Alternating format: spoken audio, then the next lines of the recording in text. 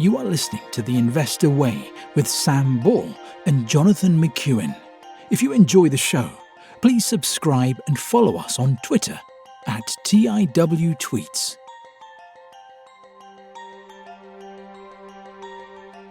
Hello and welcome to The Investor Way with myself, John McEwen, and my co-host Sam Ball. This week on The Investor Way, we have Reckitt Benckiser, Intercontinental Hotels Group, Rightmove, BAE Systems, Centrica, and our US company for the week is Etsy. Sam, what should we start with? Should we start with Reckitt Benckiser? Yeah. So full year results were out last week. So the revenues in the 12 months to the 31st December came in at 13.99 billion, which was 8.9% ahead, or 11.8% on a like-for-like basis ahead of 2019. The hygiene division, including brands such as Dettol, Finish, Lysol, saw the biggest growth, with underlying sales up 19.5% at 5.82 billion. The health division saw revenues rise 12.1% on an underlying basis to 4.89 billion, while nutrition was flat at 3.29 billion. The COVID-19 disruption did mean that Reckitt had to downgrade the value of its infant child nutrition business, which was the Mead Johnson. This resulted in a non-cash impairment charge of 985 million. But excluding this, the underlying profit rose 0.7%. The chief executive says he's expecting 80% of consumers to retain many of their new improved hygiene habits post-pandemic. And they commented that we capitalised on the new behaviours with Dettol and Lysol, entering 41 markets with a plan to enter 29 new markets in 2021. They also announced a strategic review of the infant formula business in China, where the birth rates were falling. And they also said that they were selling or have sold the Foots brand Skoll to a US private equity firm, Yellowwood Partners, and they're buying a topical pain relief brand, BioFreeze, from Performance Health, which is owned by the Madison Dearborn Partners. The financial details of this haven't yet been disclosed. And looking forward to 2021, Reckitt's forecasting like-for-like revenue performance to be in the range of flat to plus 2%. But given that it's been a positive year for Reckitt, that's good news as far as shareholders are concerned. What's your take on these results, Sam? I think they were pretty much as expected. So we did actually look at the company when they announced their Q3 results for the year. And at that point, the revenue was up 13.3%. So it's pretty much in line with that. I don't think there's any surprises in there.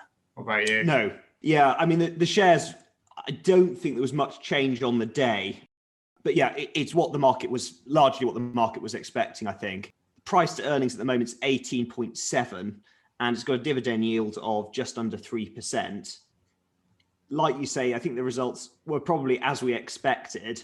As a company, I do still very much like it. In the sort of consumer goods sector, it's got strong pricing power, it's got a lot of quality brands, lots of defensive characteristics about it. And I suppose they've sold off one of the slower growing parts of the business, the Skoll, the foot brand, and they're acquiring something, the pain relief, which is kind of one of the sort of core areas as far as Reckitt are concerned. They've already got Nurofen, so I suppose that makes sense. And I think BioFreeze is quite big over in the US too. So no, it sounds good. And they mentioned the strategic review of the infant formula brand, which I think has been a bit of a drag on the company. They took on a lot of debt back in 2017 to pay for that. So perhaps that's something that may be spun off again. But is it a company that you like, Sam? I like it probably more at a PE of 18.7 than I did last time. It was at 22.9 last time. Yeah. So it's actually technically at PE. The PE is technically about 38. But then if you use the adjusted earnings, where they've stripped out the impairment charge because it's a one-off, that's where you get the 18.7 from. But that compares to a 10-year average of 18.8. And I definitely prefer that to the 22.9 last time. I did think that was a bit pricey. Yeah.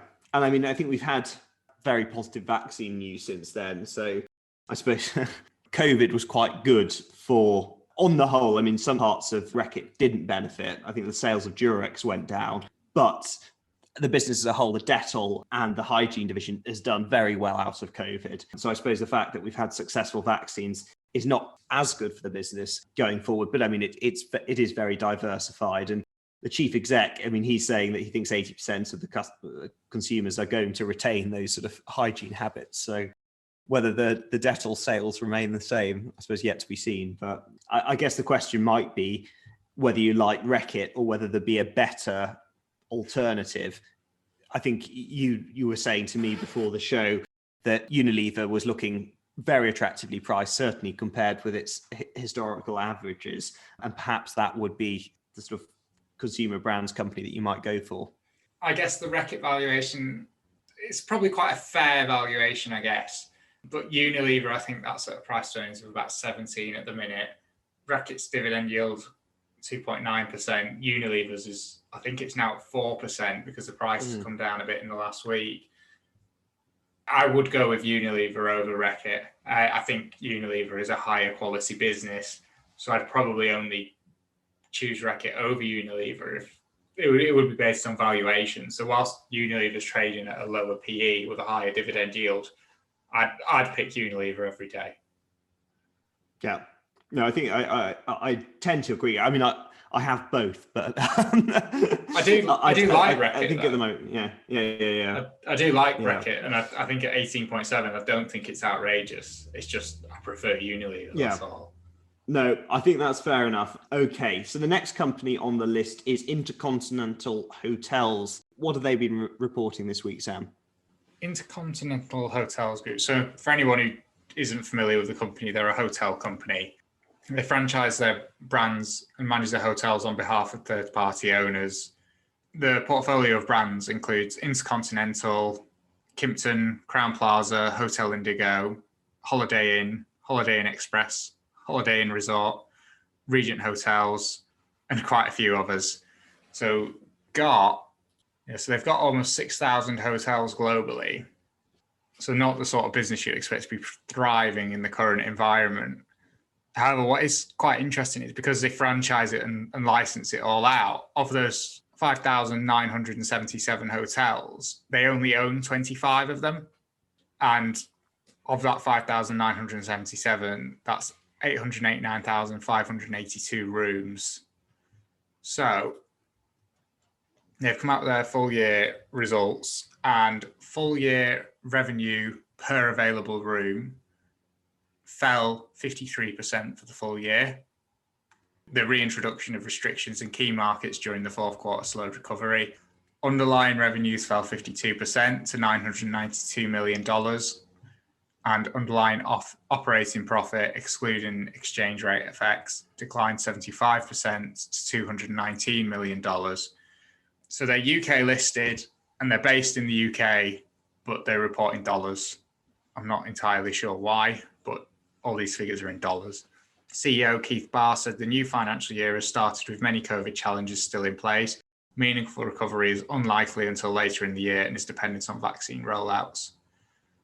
So the underlying operating profit of $219 million for the year excludes exceptional costs of $270 million.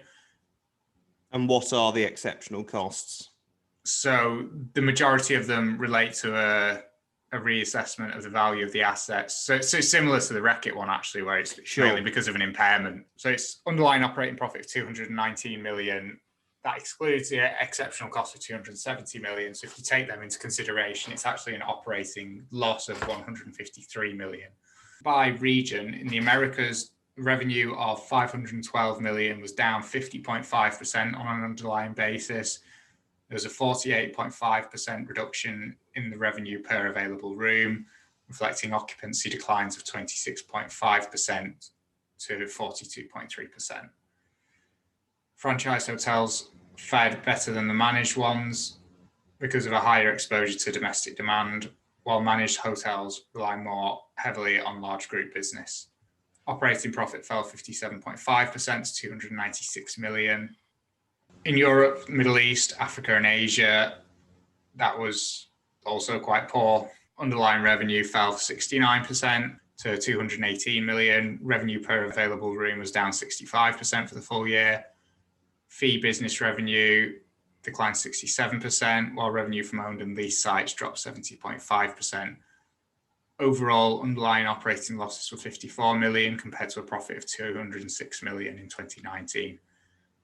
In Greater China, underlying revenue fell 43.8% to 77 million, while revenue per available room declined by 41%. And this region has actually seen the biggest recovery in revenue per available room at the end of the year, with it just down 18% in the fourth quarter. And the operating profit more than half to 35 million. So the company now has 886,000 rooms with growth of 0.3% over the year. 56 rooms were signed and 60% of all openings and half of new signings were attributed to Holiday Inn. And the group thinks that their Holiday Inn brand is better positioned to capture demand during economic downturns. Free cash flow of 29 million fell by 480 million, which reflected the impact of the closures. Net capital expenditure fell to 67 million, down from 211 million last year. Net debt of 2.5 billion was down slightly on the end of 2019, and the group has available liquidity of 2.9 billion. In terms of the valuation, they're currently trading at a PE ratio of 47.5, and that compares to a 10-year average of 17.4, and the prospective dividend yield over the next 12 months is 0.9%. In terms of the market cap is 9.14 billion. John, what are your thoughts on Intercontinental Hotels Group? The hotel sector as a whole is something that I've never really looked at. And I suppose with a company like this and the sort of COVID pandemic going on, it was going to be a question of how bad the results were rather than, and probably market expectations on them. I think they probably could have been worse, but they weren't pretty reading. And I guess the question might be more, where are we now looking forward for the sort of 2021 and how much the company can recover and get back to the levels of profitability before 2020. Is it a company that you like? Yeah, it's not a company I'd ever really looked at before. To be honest, I do like the business model. It's that kind of capital light business model that I find quite attractive. But the PE ratio of 48 is pretty useless because the earnings are so depressed. If you take the 2019 earnings and treat those as normalized earnings, it's still 33 times 2019 earnings. And then if you go and look at the financial statements, so say you do 2016 to 2019 inclusive, earnings per share, it's grown over the period, but it's been quite lumpy growth.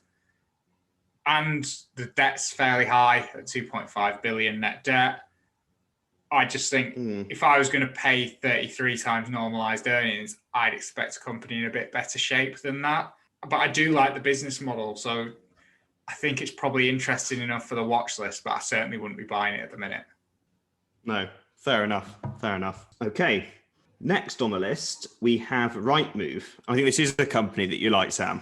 Yeah, so I own it, and we've got it in the fantasy portfolio as well. Good. Yeah, we do. So full year results came out on Friday, and they reported a drop in full year profits. Revenue took a hit after it gave its customers a 75% discount between April and July in 2020, and then 60% discount in August and September. And it's largely estate agents who are its clients. So that was during the pandemic, and during part of that time, the market was just shut completely. But they did say, despite this, they would be resuming the dividend payments and the share buyback scheme in March this year. Membership numbers fell 3% for the year to 19,197, but with the average revenue per advertiser down 28% at £778 per month. However, traffic on the website actually grew 31%, with time on the platform over the year at 15.9 billion minutes, which is up from 12.1 billion minutes in 2019. And the site visits were up to 2.1 billion from 1.6 billion last year in 2019, or 2 years ago in 2019. In the year 31st of December 2020, pre-tax profit fell to 134.8 million from 213.6 million in 2019, and operating profits declined 37% to 135.1 million. Revenue was down 29% to 205.7 million. And the chief executive, Peter Brooks Johnson, said, in a year where we've stayed in our homes more than ever before, people continue to turn to Rightmove for their next move and for real-time information, helping us to extend our lead in the market. The record traffic and inquiries that followed the reopening of the market led us to sending 51 million property leads to our customers. Strong activity has continued into 2021, and we recorded our busiest ever January for traffic. We remain mindful that 2021 may bring further COVID-related challenges, but we will continue to deliver our strategy to help make home moving easier, delivering the best solution to our customers and the most engaging experience for our users. In terms of the valuation, the price to earnings is 29.7. 10-year average price to earnings is about 26.1. And the prospective dividend yield is 1.3%. So I think overall it's probably Rightmove fared better than might have been expected, given the housing market actually being closed for part of the pandemic. I thought these results were really quite good, given what they could have been. And perhaps if you compared it with another company that's really suffered, like Intercontinental during the lockdown. I don't know what you think about these results, Sam. I thought they were fine. I thought it's quite a funny one, Rightmove, because really in a year like this, they almost got to choose their level of profits, really, because they are a monopoly. They've got an 85% market share. And if you're an agent, you have to be on Rightmove, really. I think it is at that point. I don't see how you get by not being on Rightmove, because that's just where all the eyeballs are now. And the agents have to pay what it costs. And Rightmove, it's in Rightmove's best interest to make sure as many of those customers survive. So they've cut the prices deliberately, but they could have chosen not to do that. So although revenue's down, it's down because they chose to give everyone a discount, and they still reported quite a decent profit. So I thought that with that in mind, I thought they were quite good. And this, most businesses have had a bad year. It's not been by choice. And I think what's happened, you talked about the figures for the website. So they've actually, since May, Rightmove have had 231 record-breaking days for the website. And I think that is very important, because that, again, that's more and more people's habits are changing. So whatever the new normal is after this, Rightmove's just going to be even more entrenched. Yeah, no, I agree with you. And they've, continuing the stamp duty holiday as well can only be positive for Rightmove, I would have thought. And it's got huge margins, huge operating margins. Unbelievable. It's just, it's a company that I don't own, but the more I read about it, I'm probably going to buy some shares, I think. Yeah, so even at a PE of 20, we'll call it a PE of 30 compared to the 10-year average of 26, that's after their operating profits have declined 37%.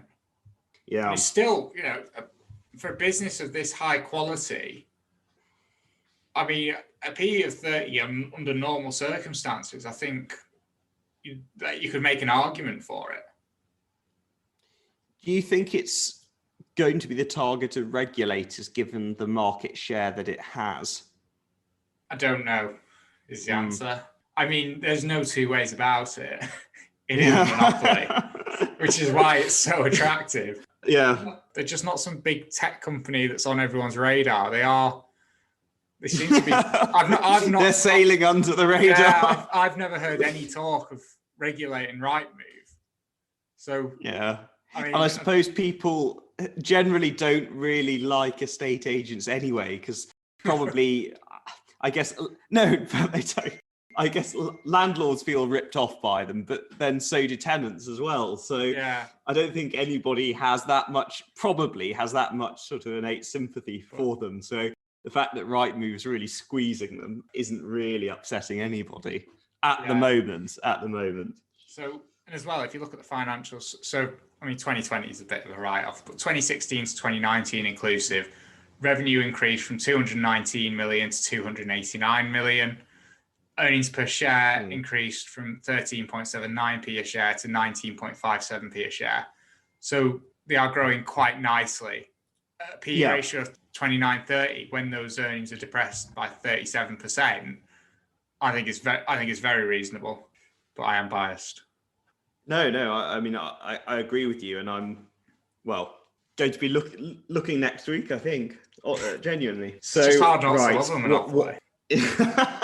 Well, if you're a shareholder in the monopoly rather than the consumer, although I think probably consumers, the end consumer probably, enjoys Rightmove. I don't know how much the cost is passed on to them or whether it is just purely pressing estate agents and, reducing their margins. I don't know. But yeah, as a business, it's fantastic. So to a business, I don't know whether it's not quite so fantastic or not, BAE Systems, the defence group.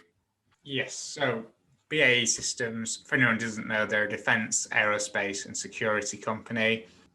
Just for a bit of background, they have 5 different segments. So they've got the electronics segment, which consists of the US and UK based electronics activities. They've got a cyber and intelligence segment, which is its US based intelligence and security business, and the UK based applied intelligence business. And it covers the company's cyber, secure government and commercial and financial security activities. The platforms and services segment has operations in the US, UK and Sweden and produces combat vehicles, weapons and munitions.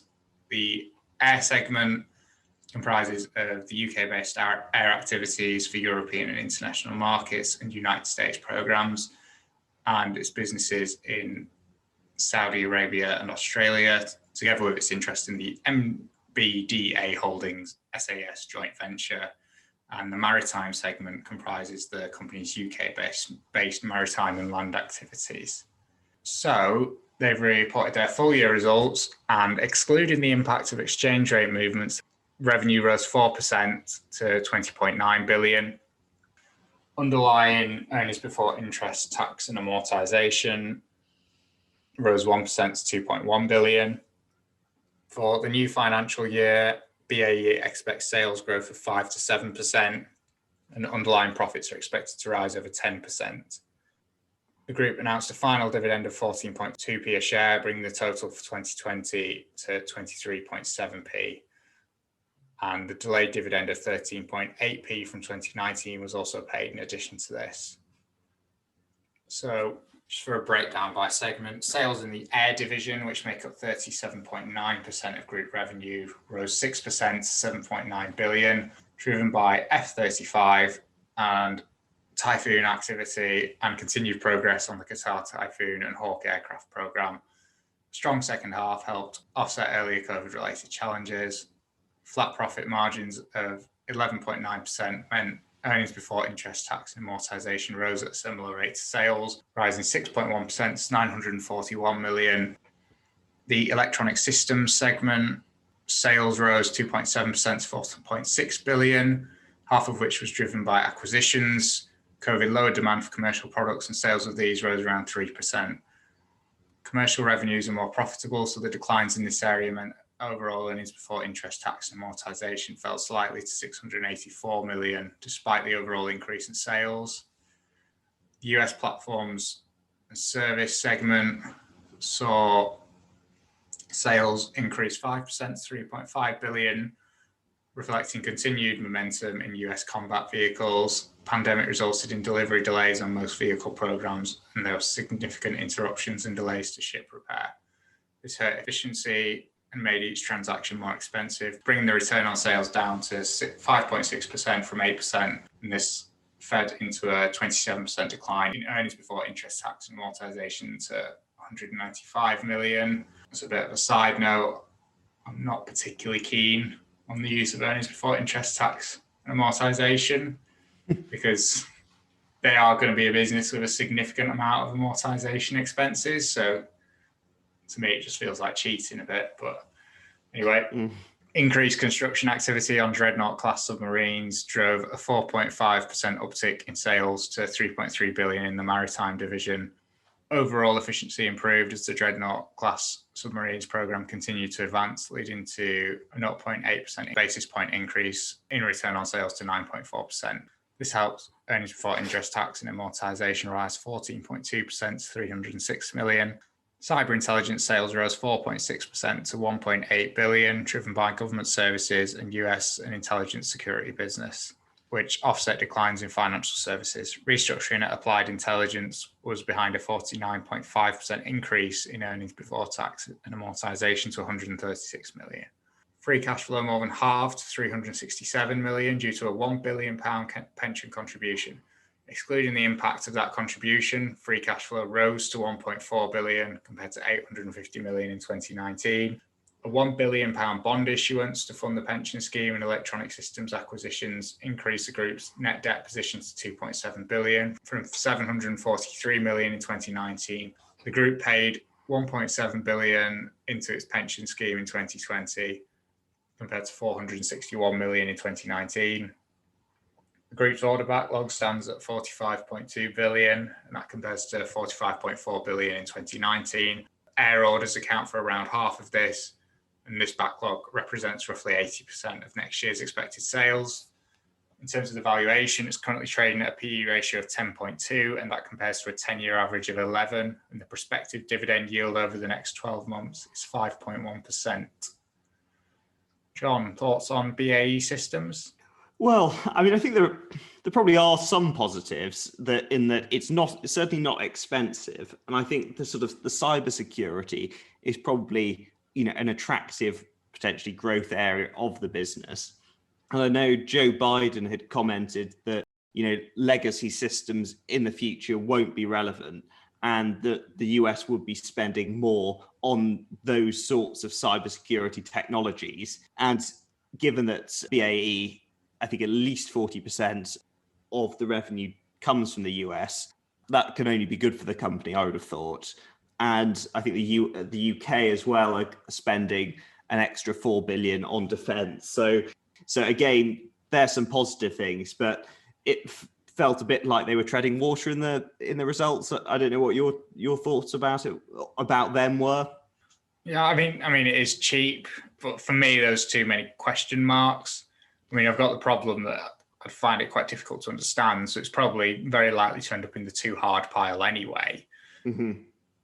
But then the pension deficit for me is just a massive red flag, and that's not.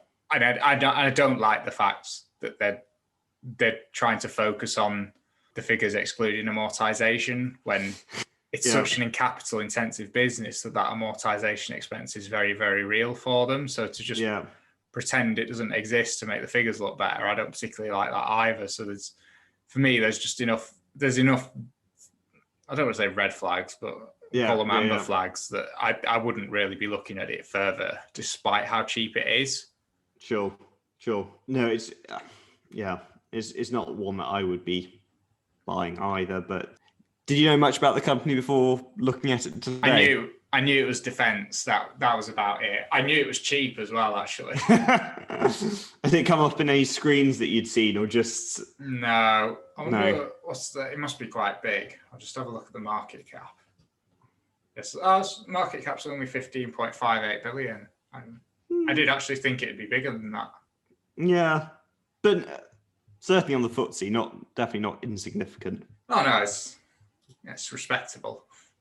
Respectable. Okay. Any more comments? Financials. I mean, revenue over the last 5 years, it has increased slightly. Earnings seems to be trending upwards as well. So it seems to be a decent business. It's just the other problems, isn't it? Yeah. It is the pension for me. That's just something like that's not something you want to see. No, I mean, we're going on to Centrica, so I don't probably makes BAE Systems look very, very good, in fact. But so the full year results for Centrica, which is the owner of British Gas. So adjusted operating profits for the 12 months to the 31st of December, excluding direct energy, came in at 447 million, which is a 31% fall on 2019. And they put this down to the negative impacts of COVID-19, warmer weather, because we had that very nice spring and summer last year, and low commodity prices. So earnings per share slid 11% to 6.5 pence. The revenues for the group from continuing operating, were 14.9 billion compared with 16 billion in 2019. And the total number of residential customers fell 2% to 9.2 million. And British gas energy customers fell 2% to 6.9 million. Total exceptional charges were 1.6 billion, which included restructuring charges at 274 million and impairments of 1.3 billion. The operating loss from continuing operations was 362 million, although that was an improvement on 2019's loss of 783 million. The company completed this 2.4 billion sale of Direct Energy, which is, or was, its North American energy supply business. That was completed in January. And that was part of the radical overhaul of the business started by their new chief executive, who's actually an accountant, Chris O'Shea, which includes a loss of around 5,000 jobs and the introduction of new terms and conditions for the service engineers. And we should also comment that industrial action about that is still ongoing. And the chief executive, O'Shea, commented, "We have made a good start to the turnaround of Centrica, with the sale of Direct Energy now complete and our significant restructuring on track. However, our journey to the transfer has only just started as we seek to restore shareholder value by improving customer experience, retention and employment engagement while maintaining or managing a strong balance sheet. It won't be easy, but I'm confident that we have the people, brands and market position to deliver a successful turnaround in coming years." And the group announced that in April, they were cancelling the 2019 final dividend in response to the pandemic. No interim dividend was paid for 2020. And just on Thursday gone, they'll say that no final dividend would be paid. They didn't say when the payments would resume, but commented, "We recognise the importance of dividends to our shareholders and intend to restart dividends to shareholders when it's prudent to do so." In terms of the valuation, its price to earnings is currently 11.2, and the prospective dividend yield at the current share price, if they were resumed at the same rate, which is far from certain, it will be about 4.9%. And they have slashed the dividend at least twice in the last few years. I think that was under Con, who was the previous chief executive, who was also brought in to turn around the company. So I think we must be on at least the third chief executive in 5 years attempting a turnaround with Centrica. Sam, what do you think of Centrica as a company and these results? I find it quite difficult in that it's like I'm struggling to find something to be like optimistic about. I don't know if I'm just being unfair, but even if they do turn it around, it's still a utility company.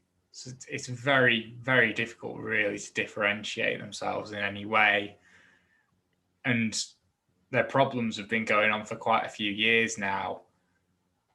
So I guess, I don't know, it just seems to be a case of, well, how much worse will it get before it starts to get better? But so far the answer's been a lot. So yes, I think shares in the last 5 years are down at least 75%. Yeah, so it's just a bit of a falling knife. So yeah, they do say that you shouldn't try and catch a falling knife. I believe you did try and catch it, didn't you? Yeah, no, very much. So I must have bought Centrica shares around the £2 mark, and for reference, they're about 50p. Oh dear. But I think when I bought them, the shares, when I held them initially, they must have hovered around the £2 mark for at least a year or 2 years.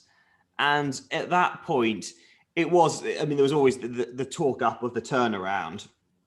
And it was a question of, I suppose, how many customers they were hemorrhaging, and whether that could be stemmed. And then the thing that really came in and did it for Centrica was the price cap. And I think prior to this, they'd have a lot of their customers on what was the standard variable tariff. So essentially, if you didn't shop around, you had this huge customer base of, I think, more than 10 million customers who'd essentially be on very expensive tariffs who didn't bother doing anything about it. So they had quite big operating profits from those customers, but partly because of websites, a bit like Money Supermarket, where you can do a price comparison and it is very easy to switch and save money. People switched out like that. And then Theresa May's government introduced the price caps. And I think the combination of these two and falling commodities prices and the price of oil coming down, so oil and gas coming down so much, has really, really hit the company. And it was a company that had plenty of debt on the balance sheet beforehand. And I suppose the question is, what are the positives from this? I think the fact that customers who'd left were only 2%, which is probably not a figure that you want to be celebrating, but for Centrica, I think it's not terrible. It's better than it has been. It's maybe a sign that it's slowing down.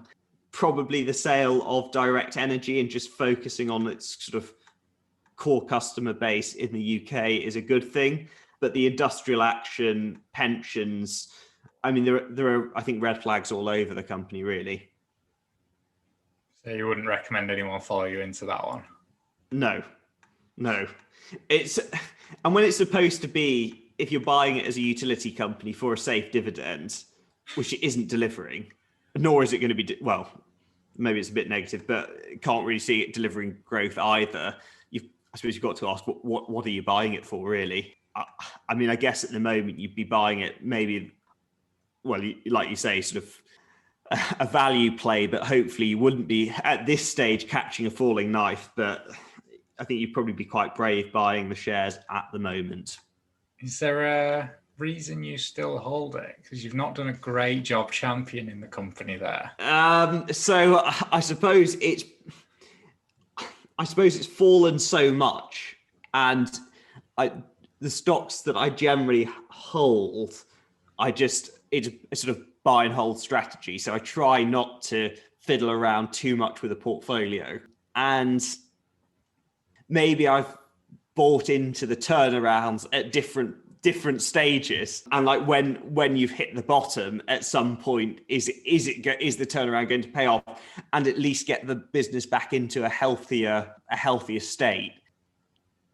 Maybe at 50p a share, I'm hoping we've reached that stage now. But I think it's for those reasons. I think it's probably, and I've got the amount that I put in, I probably got so little left. I think, well, I'll just let it ride and see what happens. And I suppose psychologically as well, it probably is a useful lesson to have in the portfolio as well.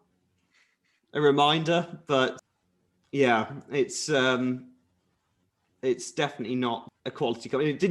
It served the purpose for a very short time of providing what I thought was a steady dividend yield. Yield. Well, it was at the time. It was for like 18 months. I thought, it's quite well covered, hoping that the customer's leaving. But, as you see, that can change, very quickly.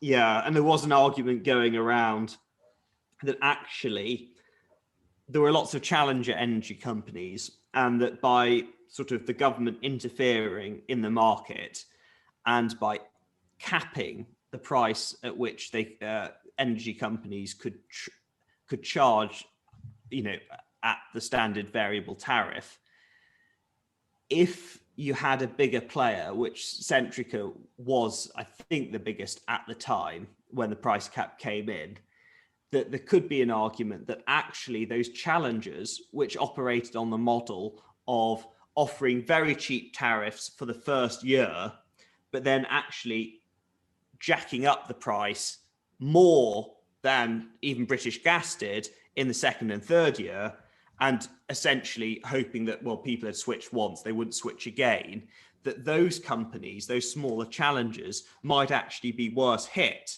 than a company like Centrica. Obviously, that didn't turn out to be the case, but that was something. And a lot of these smaller companies did go bust. But no, I mean, it's a business that's struggling and is not in a healthy state at the moment, and turnaround is still ongoing. When it'll actually happen, who knows? Yeah, so I think probably brave to buy the shares at the moment, and who knows whether this is the bottom at Centrica. Market cap, I mean, I think Centrica a few years ago was about 20 billion, and now it's not even in the FTSE 100. Yeah, it's 3 billion. Oh, bloody hell. Yeah, it's 3 billion now. Yeah, it is. It's FTSE 250. Yeah. So, oh, dear. Yeah, so it's just for context, it was in 2013, it was as high as £4. So it looked quite cheap when you bought it at £2. It'd already been cut in half. Well, how much lower can it go? Well, yeah. I mean, let me just have a look back. Yeah. Well, yeah, because I think I bought about £2, and it was I was up on it for a time. It was up to like £2.40, and I was getting about a 6% yield. I thought this is quite nice, but well, it was short-lived. Right. So should we move on to Etsy then? Yeah. Let's go. So Etsy have released their fourth quarter and full year results for the year ended 31 December 2020. Just for a bit of context, last time we covered Etsy on the show, it was after their Q3 results. Revenue was up 128% year over year, 93% year over year excluding mask sales, and gross profit was up 156.8% year over year. Gross margin was 73.4%. So I'll start with the CEO, Josh Silverman's statement. Exceptional fourth quarter performance with consolidated gross merchandise sales and revenue growth of approximately 118% and 129% respectively, capped off a transformative year for Etsy. 2020 was an inflection point in history for e-commerce and for Etsy, with millions of buyers choosing us for their everyday needs as we lived up to our mission to keep commerce human. We are particularly gratified that circumstances met preparedness, highlighting the agility of our team and the power of our differentiated strategy.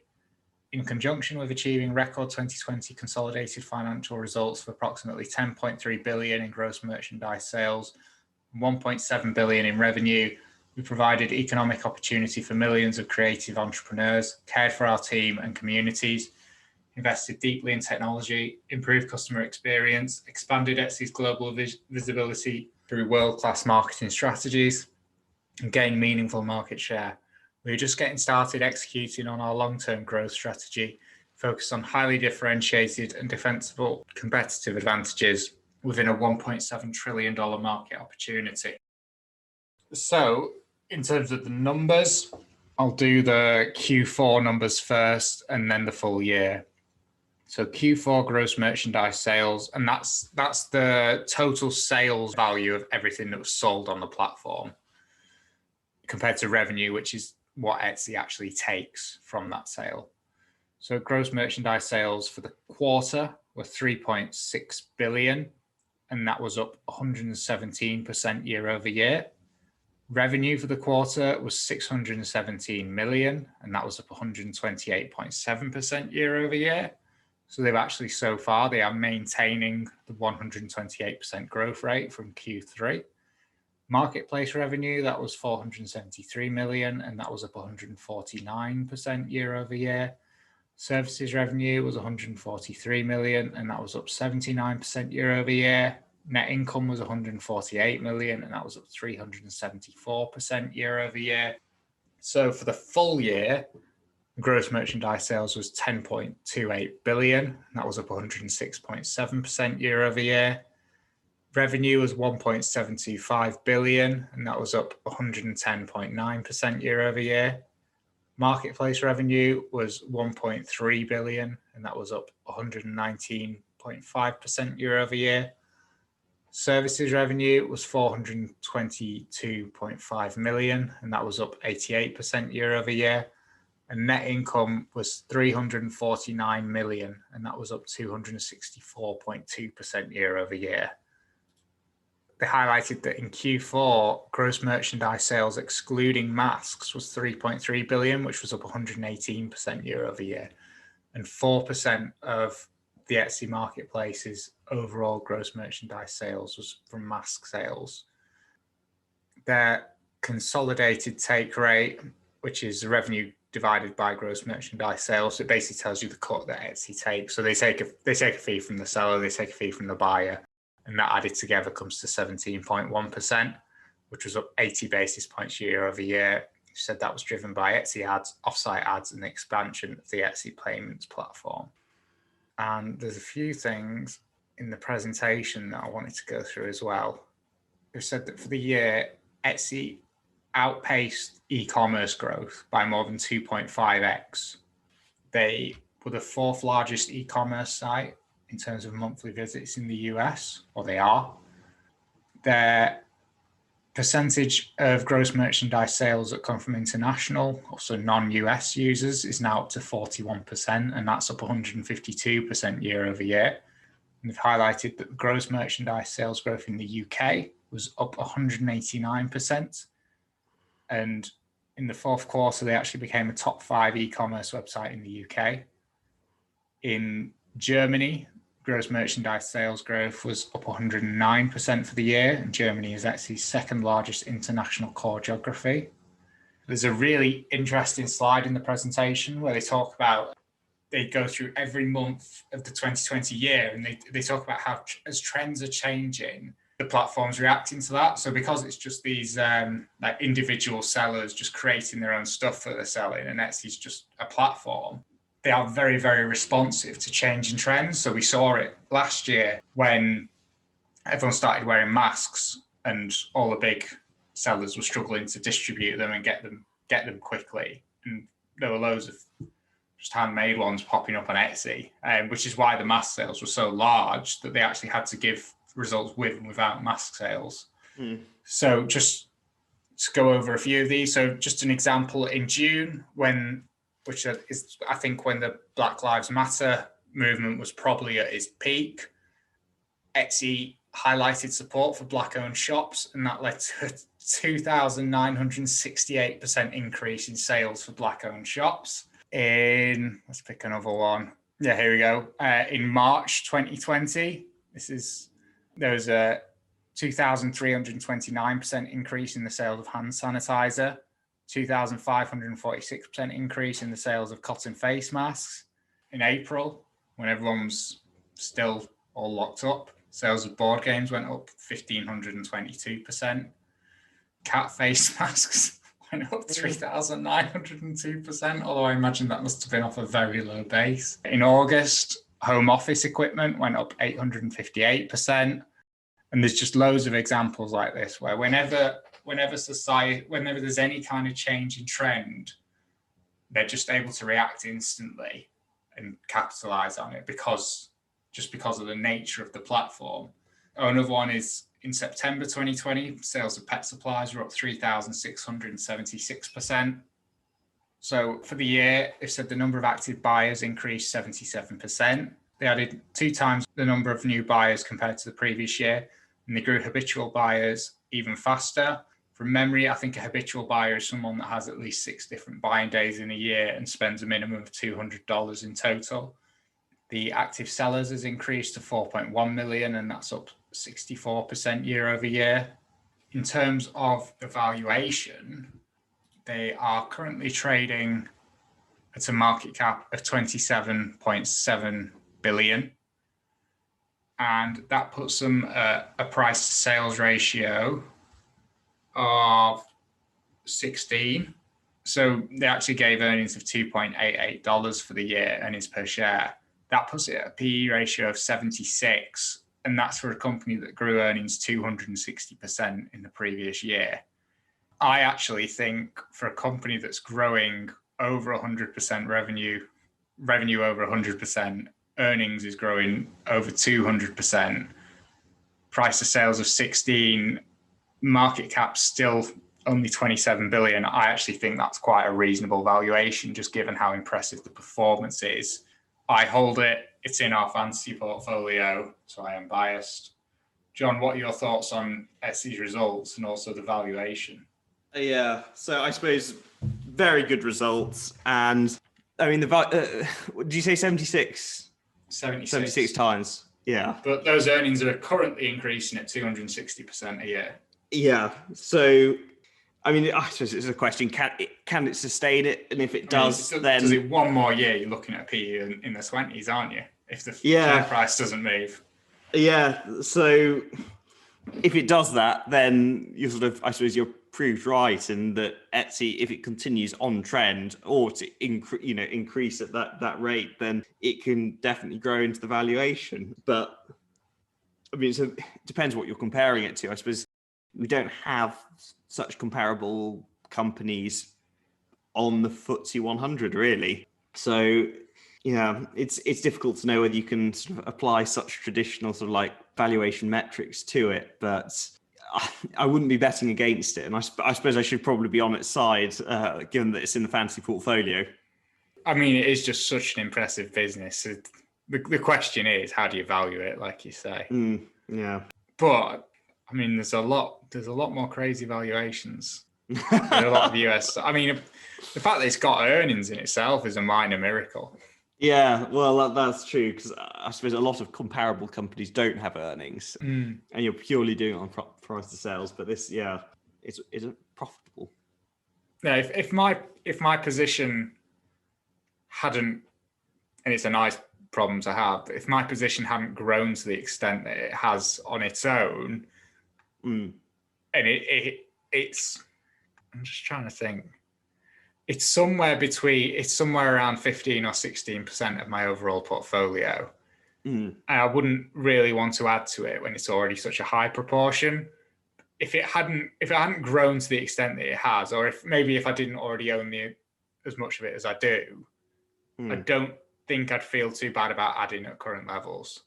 No, sure. I mean, like you say, if it does continue at the current growth, then the valuation, it can definitely grow into it pretty quickly. Yeah, and one thing I do really like about it is just how responsive it is. There's just so many different areas where they can target, and so many different products they can sell, that it's quite hard to actually measure what the potential I guess upside is, because it just seems to be, there's so many different areas, it just seems to be so large that there seems to be, I think there's a lot more that they can do with that business still, but we'll see. No, sure. We'll have to wait and see.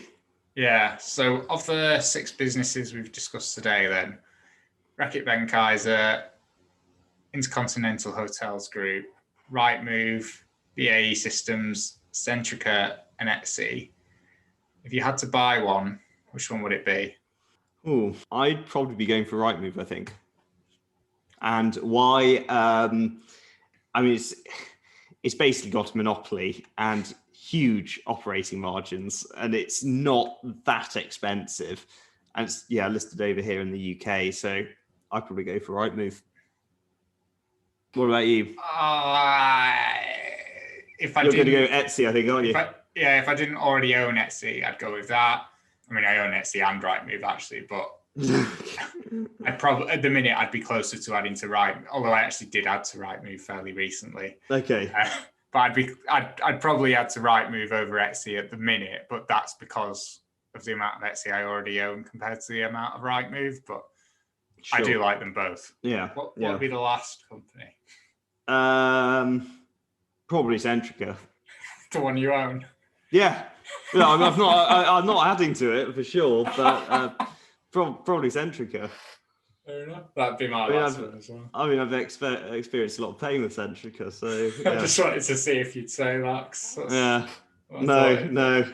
All right. Okay. Well, thank you very much for joining us this week, and we'll see you again next time. See you next week. Thank you for listening to The Investor Way. To get in touch, please follow us on Twitter at TIWTweets. This podcast is for entertainment purposes only and does not constitute financial advice. Neither Sam nor Jonathan are financial advisors. For investment advice, please consult professional advisors.